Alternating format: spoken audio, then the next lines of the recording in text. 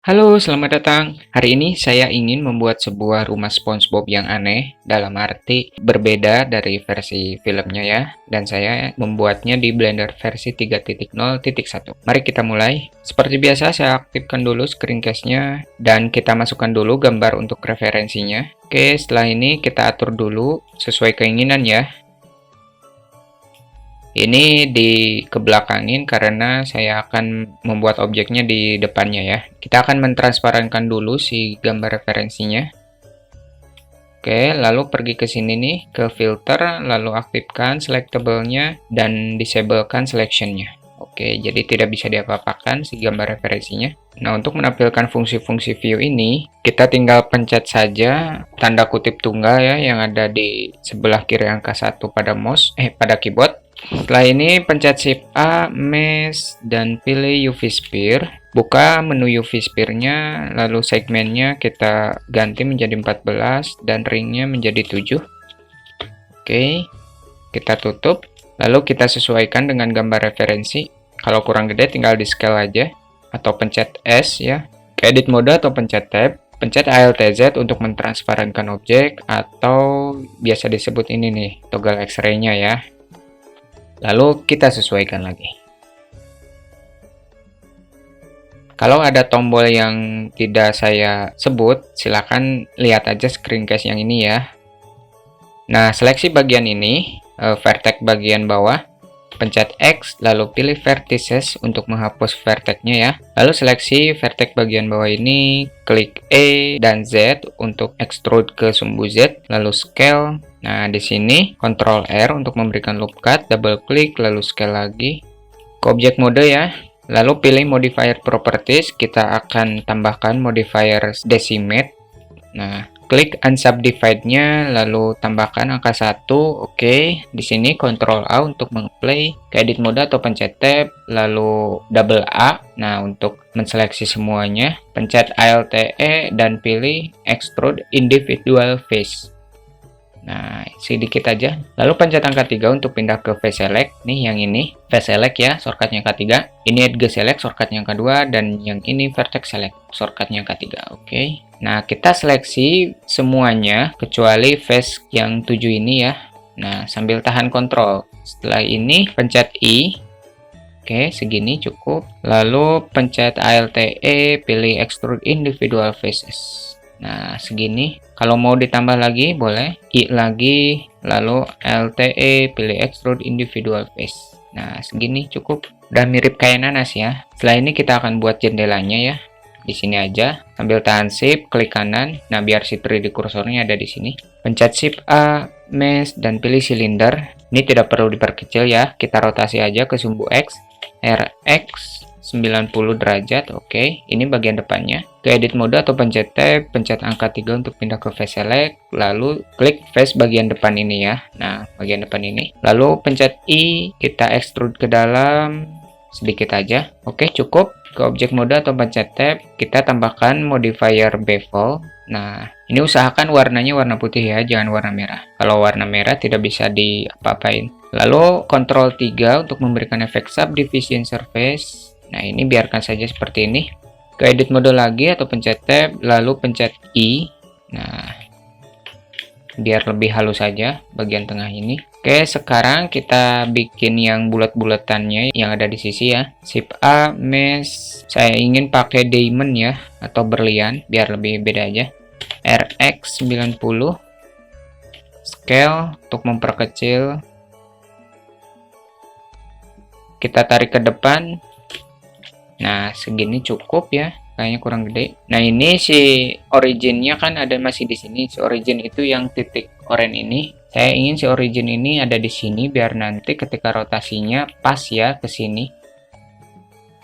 Caranya, klik diamondnya, lalu pilih objek, set origin, dan pilih origin to 3D cursor. Nah, 3D cursor itu yang ini.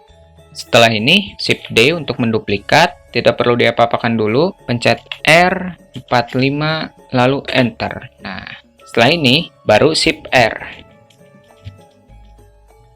Jadi bagus ya. Setelah ini kita seleksi dulu objeknya, kita duplikat pakai Shift D sebanyak 3 kali ya.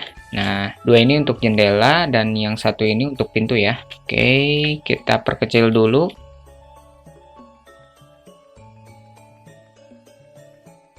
Nah, kalau ini kita sesuaikan aja dengan objeknya. Jangan menyesuaikan dengan gambar referensinya ya. Nah, jadi agak miring ya.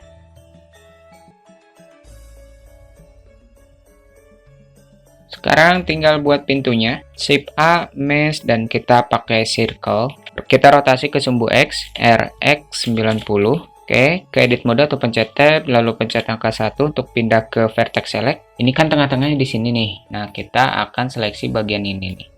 Jadi, dari tengah-tengah ini 1, 2 ya. Pencet X lalu pilih vertices untuk menghapus si vertexnya, lalu kita scale biar lebih lurus. Lalu kita extrude ke sumbu Z. Nah, pencet A dan A lagi, lalu E dan S untuk extrude dan scale ya. Kita sesuaikan lagi, kita seleksi dua vertex ini, kita tarik ke bawah. Nah, kita seleksi semuanya, lalu pencet E untuk extrude, ke depan boleh, ke belakang juga boleh. Oke, saya pilih ke depan aja. Di sini nih, Ctrl R, klik, lalu geser ke depan. Oke, segini. Pencet angka 2 untuk pindah ke Edge Select, lalu klik Edge bagian dalam, sambil tahan Ctrl, klik lagi bagian Edge sebelah ini ya. Lalu pencet F untuk memberikan faces baru, pencet I, lalu extrude lagi ke depan. Oke, segini cukup. Kita berikan lagi add modifier bevel. Ini sih menyesuaikan dengan kondisi kalian ya. Pencet Ctrl 3 untuk memberikan efek subdivision surface. Kita sesuaikan lagi. Nah, ini kalau misalkan terlalu kecil, kita panjangin lagi ke edit mode atau pencet tab, pencet angka 1 untuk pindah ke vertex select, Alt Z untuk mentransparankan objek, dan seleksi vertex bagian ini ya, kita tarik ke bawah. Selanjutnya tinggal menyesuaikan aja.